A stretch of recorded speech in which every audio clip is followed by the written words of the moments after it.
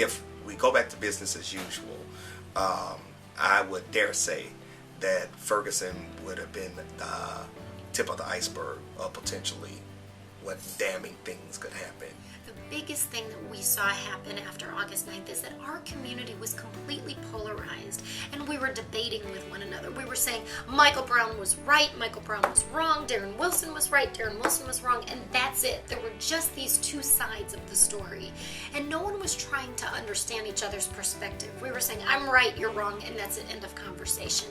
That tone can't continue, because if we continue to debate with one another, we'll never learn why people think the way they think, and that is absolutely critical to moving our community forward. I hope that we, after this year, have conversations about where we can go as a community, but continue to understand that we have not really made much progress. We're good at talking here in St. Louis. I mean, we'll pull together a panel, a commission, a powwow session. We're good at talking.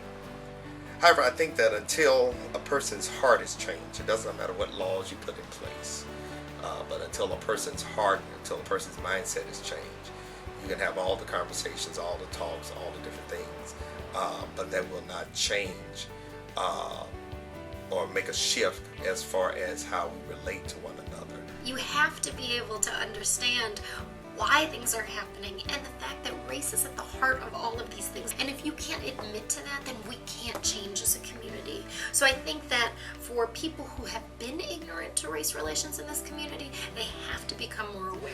I think that if we are willing to do the hard work that is necessary to lift those who are in poverty, to give credence to those who are suffering as far as poor school systems are concerned, and of course to be concerned about our young people and our children, I think that we have a wonderful opportunity to turn this thing around. You've had this legislation come in place with body cams and other funded and other issues all around the country, but yet the very place where this incident happened, nothing has changed.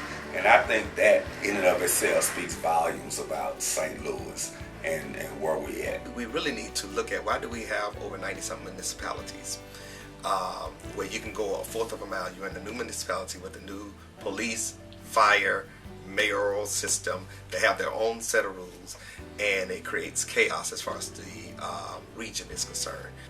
There's a reason why we have to go around and say that Black Lives Matter, because we have a significant population that doesn't believe that they matter, and they wonder why you have to put up signs and shirts and say that as a slogan. But you really do, because there's a group of people that really don't believe that those lives matter.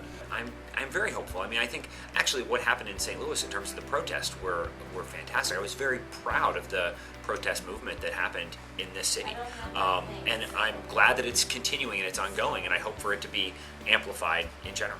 In terms of frustration and disappointment, it's all still there. It's just, what are we going to do about it, right? What is the constructive sort of solution so that we can make change in our community? In order to make sure this does not happen again, they will have to dismantle a system of oppression that's based on white privilege.